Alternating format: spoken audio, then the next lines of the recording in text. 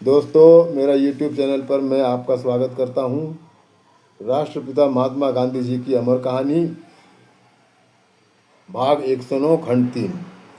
पिछले भाग में हमने जाना कि अपने वकीली के अनुभवों के बारे में बापू ने बताया है, जिसमें उन्होंने कहा है कि वकीली के व्यवसाय में मेरी सत्यनिष्ठा का मेरे व्यवसाय पर कोई बुरा परिणाम नहीं हुआ। यहाँ तक कि ट्रांसवाल में एक मजिस्ट्रेट की अदालत में अपने अशील के मुकदमे की पैरवी करते हुए जब उन्हें पता लगा कि उसका मुकदमा झूठ था, तब तत्काल उन्होंने मजिस्ट्रेट को इसके विरुद्ध फैसला सुनाने की सलाह दी और मुकदमे से बाहर हो गई। इतने पर भी उनका अशील नाराज नहीं हुआ। अशील का मतलब होता है क्लाइंट, क्योंकि बापू ने उसे पहले ही बता दिया था कि वो झूठे मुकदमे नहीं लड़ते। उन्होंने आगे कहा है कि दक्षिण अफ्रीका में मैं वकीली का व्यवसाय लोक सेवा के लिए करता था और इस सेवा के लिए मुझे लोगों का विश्वास संपादन करना जरूरी था। बड़े मन के हिंदी बंधु तो मेरी पैसे लेकर की गई वकीली को भी सेवा ही मानते थे। यहाँ तक कि जब अपने अधिकारों को मनवाने के लिए मैंने उन्हें जेल जाने के लिए भी तैयार रहने की सलाह दी, तब उसे उन्होंने ज्ञानपूर्वक मानने के बजाय मेरे प्रति उनकी श्रद्धा और प्रेमवश स्वीकार किया। अंत में उन्होंने लिखा है कि ऐसे अनेक लोग थे जो पक्षकार होकर भी सार्वजनिक कामों में मेरे सहयोगी बने और मेरे जीवन को रसमय बना दिया। अब आगे, अशील जेल से कैसे बचा। बापू लिखते हैं, इन प्रकरणों के वाचक पारसी रुस्तम जी के नाम से तो परिचित ही हैं, क्योंकि वो पहले मेरे सहकारी और बाद में अशील बने। उनका विश्वास मैंने यहाँ तक संपादन किया था कि वो अपने घरेलू मामलों में भी मेरी सलाह लेते थे और उस पर अमल करते थे, और बीमार होने पर भी उन्हें मेरी सलाह लगती थी और मेरे उपचार भी लेते थे। मेरे इस मित्र पर एक बार बहुत कठिन प्रसंग आया। वैसे वे मुझे अपने सारे व्यवहार बताते थे, लेकिन एक बात उन्होंने मुझसे छुपा कर रखी थी, और वो थी पारसी रुस्तम जी ज़कात की चोरी करते थे। बम्बई और कलकत्ता से जो माल मंगवाते थे उसमें ये चोरी होती थी। सारे अमलदार उनसे मिले हुए थे और उन पर शंका नहीं करते थे, और जो भी आंकड़े वो बताते थे उस पर ज़कात लगाई जाती थी। पर ये कहाँ छुपने वाला था।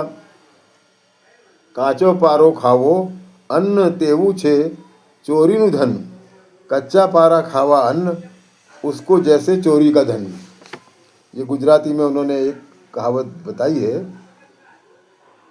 और उसका अर्थ ऐसा ही है कि चोरी का जो धन होता है, जैसे आप अगर वो छुपता नहीं है। उनकी चोरी पकड़ी गई।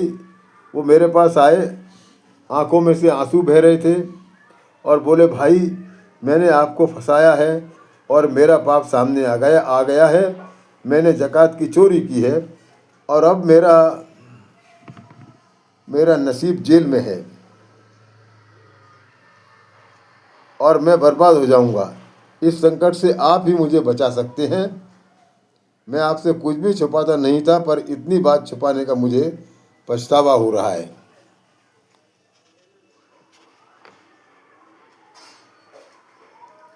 मैंने उन्हें धीरज बंधाते हुए कहा, मेरी रीत आपको मालूम है, छुड़वाना या नहीं ये सब ईश्वर के हाथ में है। गुनाह कबूल करके छुड़वाते आया तो ही संभव है।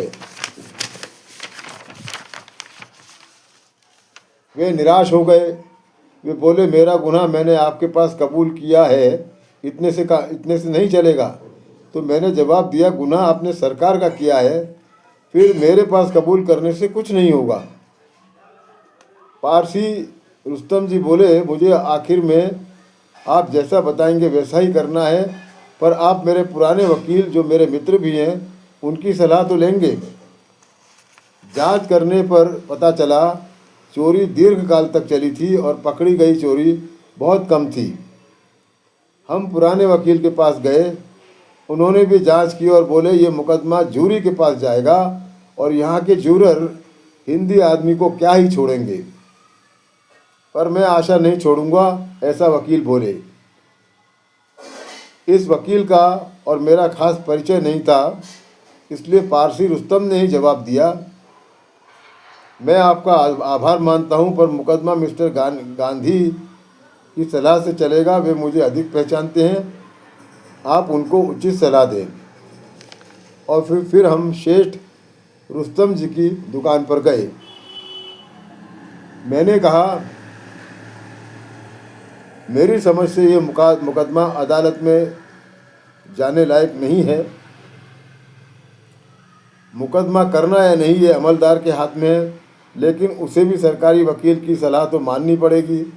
मैं दोनों से मिलने के लिए तैयार हूँ, पर वे मुझे नहीं जानते। चोरी तो कबूल करनी पड़ेगी, ऐसा मुझे लगता है।